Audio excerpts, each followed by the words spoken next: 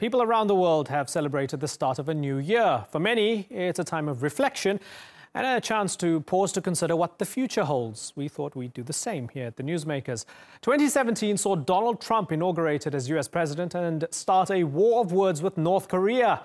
Kim Jong-un repeatedly launched missiles, Iraq said it defeated Daesh, and Turkey drew closer to Russia. So, what will 2018 have in store? Well, we don't have a crystal ball to show us the future, but we may have the next best thing. Joining us from Austin, Texas, is one of the world's leading geopolitical forecasters, George Friedman. He's also the author of the book, The Next 100 Years, a Forecast for the 21st Century. George, good to have you on the program again. In general, did 2017 turn out the way you had expected it to? On some of the major issues, yes. I mean, China, Europe. The thing we were most surprised about was how quickly ISIS, Daesh, collapsed, particularly in Raqqa.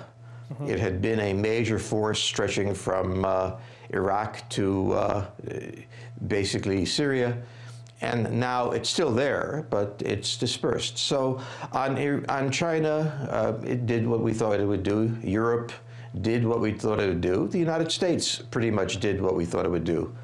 But the Middle East was surprising. Yeah, interesting. And it's interesting that you say that the United States did what we thought it would do, because many people would distinguish the maverick-like personality of Donald Trump from trying to forecast what the United States would do. I know you think a little bit differently and a bit bigger, but 1 year on, did Trump basically go according to plan? Has he been constrained by larger forces than his personality can contain? Well, the President of the United States is the weakest leader in the Euro-American world. He really doesn't control the country. Congress does. And Congress blocked him on many domestic issues. And on foreign policy, the United States, there's been a great deal of continuity. You know, our strategy toward China, our strategy toward Europe, our strategy toward the Middle East has not taken any radical turn.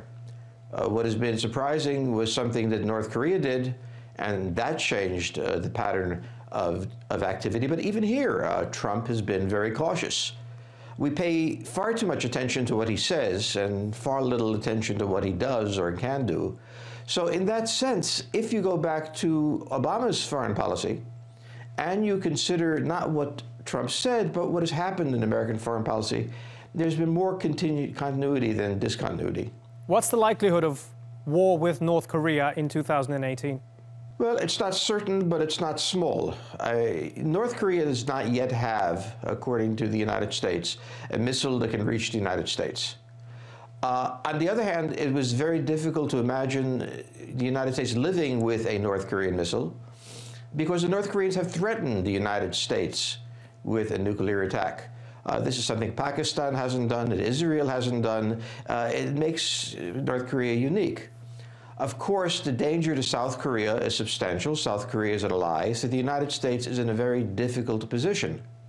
But I think if North Korea continues moving forward, and it really has stopped its development in some sense, but if it continues to move forward, I think the chances of the United States taking military action preemptively is fairly high. And would that necessarily lead to a nuclear exchange? The United States would not attack North Korea with nuclear weapons. I mean, this is not going to happen. The United States, if it chose to do this, has conventional forces with which to deal it. But it would be designed to prevent a nuclear exchange. So the red line for the United States, and I think this is a real red line, is if the North Koreans actually develop a weapon that can reach the United States, before that happens, we would have to make the decision. But I do not think that this is going to be a nuclear exchange, even if war happens. The United States has no intention of going nuclear. If you bear with me for a second, I want to play a little clip of yourself speaking to us a year ago. This is what you had to say about Russia. Let's have a little listen. Its economy is in shambles. Although it performed reasonably well in Syria, it certainly has not solved the Syrian problem. It has a very small footprint. Russia is a very weak country, pretending to be much stronger than it is. Okay, so Russia is a very weak country pretending to be much stronger than it is. Now, a lot of people look back at 2017, and if they look at winners and losers, it seems as if the clear geopolitical winner of 2017, given that it's one of the main power brokers in the Middle East particularly, is Russia, led by Vladimir Putin. Do you still believe it's a very weak country pretending to be strong? It looks pretty strong right now. From the standpoint of a small country, Syria, yes. But Russia lost Ukraine, which is a major buffer. It has not been able to regain it or even to make serious inroads in it. Russia's relationship with the United States is terrible. It has made all sorts of problems in the US elections, but the result has been intensifying sanctions. The Europeans are not friendly with it. The Chinese will be friendly, but they're very far away from Russia and can't do much. From the Turkish point of view, Syria is a major event.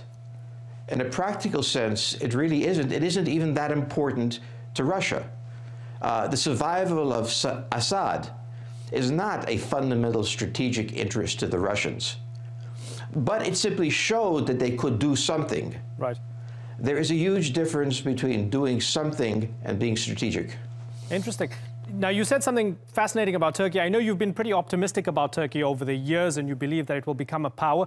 In your recent chat with Ambassador Matthew Breiser, who's a regular guest on this show as well, you said Turkey is going to be 20 years from now, 10 years from now, a major power, and there's blood to be shed before then. That's a great line. What does it mean? Well, for the United States, it became a great power in 1900. It went through a terrible civil war before then, in which 600,000 died. The emergence of power frequently carries with it tremendous domestic instability. The English, before they became a great power, had the English Civil War. So there is an interesting thing. People tend to think if there is domestic instability, that means this undermines power. Sometimes that's true, and sometimes it clears the way for emerging as a power. In the end of the day, the major non-Arab power in the region is Turkey. Turkey has not yet figured out how to use that power or whether it wants to use that power, but it's there. And what's happened inside of Turkey is one of those events that precedes power. Interesting. Yeah, and you see Turkey emerging, and you talk about the United States not losing a lot of power in the next, in the next couple decades. That's contrary to what other people forecast. And we see the relationship between the two countries not very good. So Turkey and the US, myriad tensions on the battlefield in Syria, in the courtrooms of New York, in the Poconos. Turkey and the United States not going well in 2017. Do you foresee that continuing going into 2018?